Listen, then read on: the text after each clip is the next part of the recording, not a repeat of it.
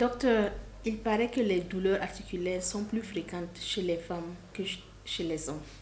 Est-ce que c'est vrai? La plupart des maladies rhumatologiques sont plus fréquentes chez les femmes que chez les hommes.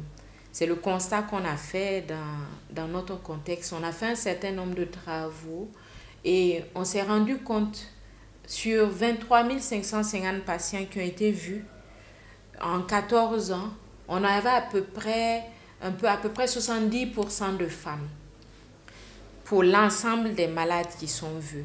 L'explication qu'on a essayé de donner, qu'on donne, c'est déjà pour le contexte burkinabé d'abord. La population burkinabé est beaucoup plus féminine que masculine. Il y a plus de femmes que d'hommes déjà quand on regarde les données de l'INSD. Donc ça, c'est peut-être un biais aussi lié à la répartition de la population. Mais on sait au niveau de certaines maladies articulaires qu'il y a le rôle des hormones dans le déclenchement de certaines maladies. Donc cela pourrait être une explication à la prédominance de certaines affections rhumatologiques chez les femmes que chez les hommes. Quoique, par exemple, des maladies comme la goutte, on a plus d'hommes. Dans les travaux qu'on a faits, on a à peu près de 90% d'hommes qui sont atteints de la goutte que les femmes, surtout la femme quand elle est encore jeune avant d'être ménopausée.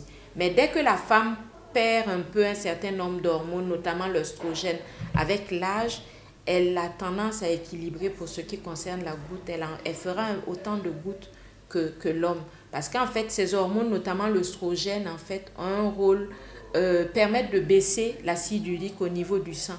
Donc, protège un peu la femme de la goutte, tant que la femme est en période d'activité génitale. Mais avec l'âge, en fait, ça s'équilibre. Mais pour ce qui concerne les autres maladies, les femmes en font plus. Notamment des maladies comme la polyarthrite rhumatoïde, on a beaucoup plus de femmes.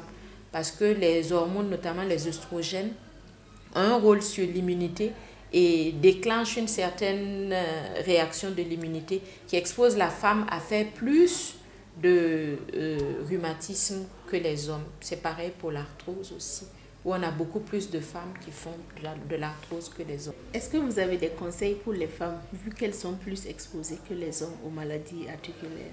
Les conseils à donner aux femmes, ce sont les conseils un peu pour tout le monde, c'est-à-dire bien prendre soin de nos articulations.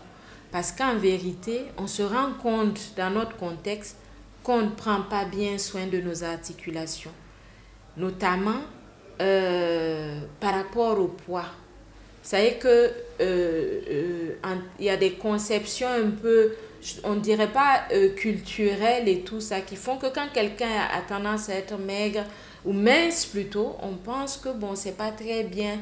Le fait d'être obèse, c'est de l'aisance sociale et tout ça, alors que pour les articulations, c'est pas très bien, par exemple le poids. Donc il faudrait arriver quand même à avoir un poids qui est dans les fourchettes normales corrélées à la taille. Et aussi pour les femmes, il faut arriver à pratiquer une activité physique. Cela est très bien pour entretenir les articulations, pas exagéré, mais une activité physique qui est aussi régulière, notamment rien que la marche, c'est très bien pour l'articulation, mais il faut de la régularité dedans. Et par exemple, pour les femmes, les tâches, notamment pour ce qui concerne l'arthrose lombaire, les tâches ménagères, là. Vous voyez, quand on est courbé pour laver les habits, c'est pas très bien pour le dos. La position en flexion n'est pas bien. On recommande plutôt de s'asseoir ou de mettre les bassines à bonne hauteur et de laver les habits. Toujours pour la femme, le fait de balayer, nos balais traditionnels où on est courbé, on est en flexion, là, la position penchée, c'est pas très bien pour la colonne lombaire. Et donc on recommande de chercher des balais à manches pour balayer. Le fait de soulever des charges lourdes, il y a des postures, il faut plutôt fléchir les genoux et ne pas se pencher pour soulever certaines charges. Donc tant qu'on ne va pas en fait avoir les bonnes postures, on va abîmer plutôt nos os, nos articulations. Et bien sûr, avec l'âge, cela va avoir un impact et donner des affections, notamment beaucoup d'arthrose au niveau lombaire ou pour le poids, les genoux, etc.